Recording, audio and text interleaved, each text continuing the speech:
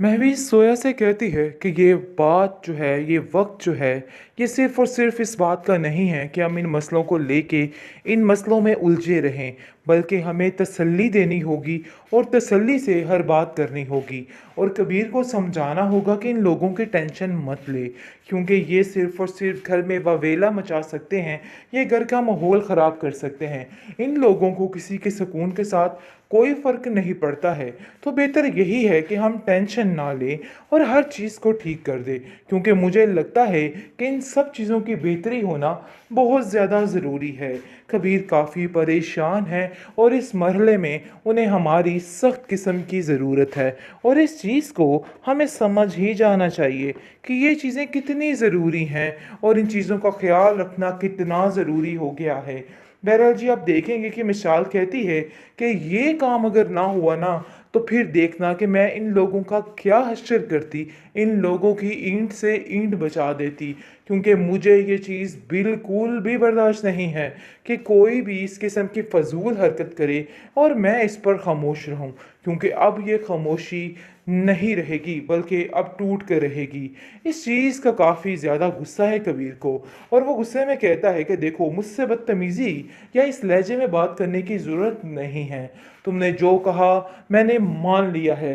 तो बेहतर यही है कि इस किस्म की फ़जूल बातों से तुम्हें परहेज़ करना होगा और इन चीज़ों को अपने दिलो दिमाग से निकालना होगा, क्योंकि मेरा मकसद आप लोगों को इस तरीके से ज़लील करना नहीं है, बल्कि मेरा मकसद सिर्फ़ और सिर्फ़ आप लोगों की खुशी है।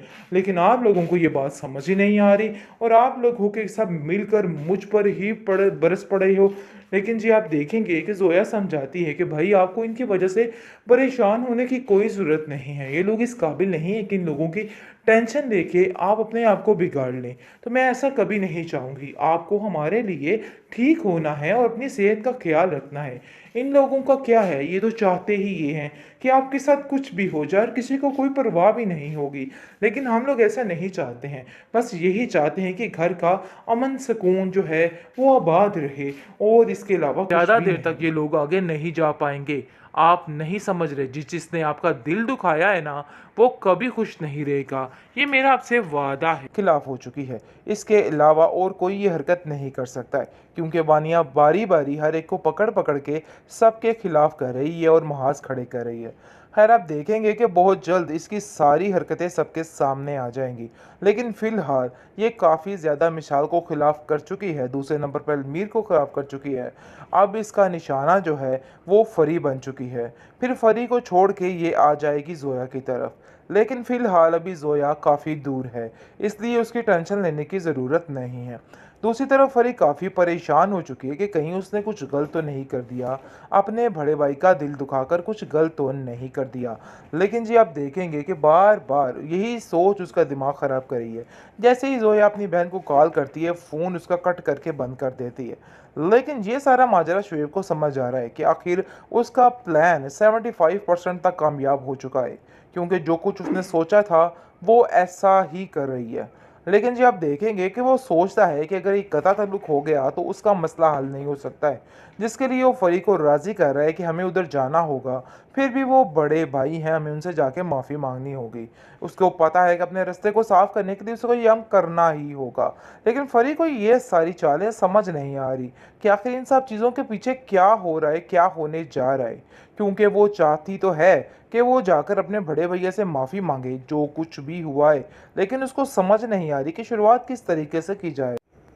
बेहतरीन ड्रामा सीरियल बड़े भैया की इस एपिसोड में आप देखेंगे कि जोया के साथ जो कुछ किया जा रहा है उसको बिल्कुल भी बर्दाश्त, बेचारी फिर रही हो और गप्पे चप्पे मार रही होती है, जिसको देख के काफ़ी ज़्यादा गुस्से में वानिया आ जाती है और वानिया कहती है कि आखिर ये सब कुछ क्या तमाशा हो रहा है। मुझे तो कुछ समझ नहीं आ रही कि आखिर तुम क्या कर रही हो। मैं तुम्हारी बड़े भैया से शिकायत करती हूँ, तुम जो हरकतें कर रही हो मुझे बिल्कुल भी पसंद नहीं है। जिस पर जोया साफ साफ उसको चिल्ला कर कहती है कि आइंदा से कभी भी मेरे मामलात में मत बोलिएगा। बड़े भैया मुझे बड़े अच्छे तरीके से जानते हैं, इसलिए उनके बारे में तो कुछ भी कहने की ज़रूरत नहीं है। तो बेहतर यही है कि आइंदा इस तरह की कोई भी बात मत की जाए।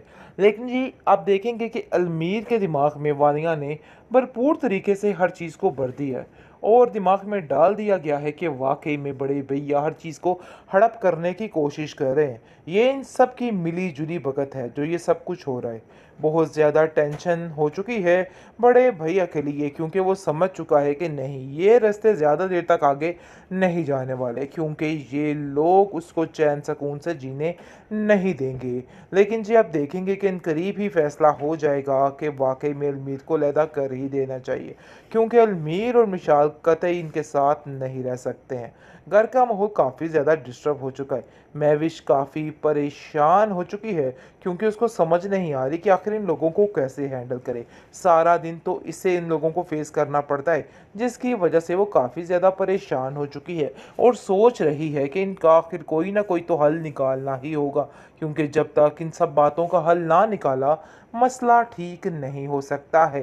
क्योंकि वो समझ चुकी है कि ये लोग अब ज़्यादा देर तक इधर साथ इकट्ठे नहीं रहने वाले हैं। कबीर जो है वो साफ साफ कह देता है कि देखो जोया, तुम्हें किसी की बातों में आके डरने की ज़रूरत नहीं है।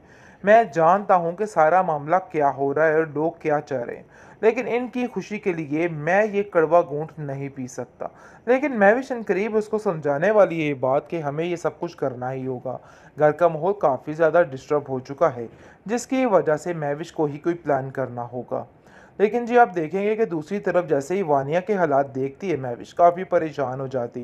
जोया को कहती है कि इसकी बातों को लेके परेशान मत हो, मुझे तो ऐसा लगता है कि परी के दिमाग में भी ये सारी फजूल बातें इसी ने गोली हैं, जिसकी वजह से परी भी आज अपने भाई के खिलाफ हो चुकी है। इसके अलावा और कोई ये हरकत नहीं कर सकता है, क्योंकि वानिया बारी बारी हर एक को पकड़ पकड़ के सबके खिलाफ कर रही है और महाज खड़े कर रही है।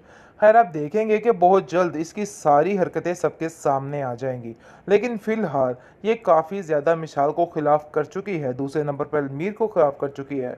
अब इसका निशाना जो है वो फरी बन चुकी है। फिर फरी को छोड़ के ये आ जाएगी ज़ोया की तरफ। लेकिन फ़िलहाल अभी ज़ोया काफ़ी दूर है, इसलिए उसकी टेंशन लेने की ज़रूरत नहीं है। दूसरी तरफ फरी काफ़ी परेशान हो चुकी है कि कहीं उसने कुछ गलत तो नहीं कर दिया, अपने बड़े भाई का दिल दुखाकर कुछ गलत तो नहीं कर दिया। लेकिन जी आप देखेंगे कि बार बार यही सोच उसका दिमाग ख़राब कर रही है।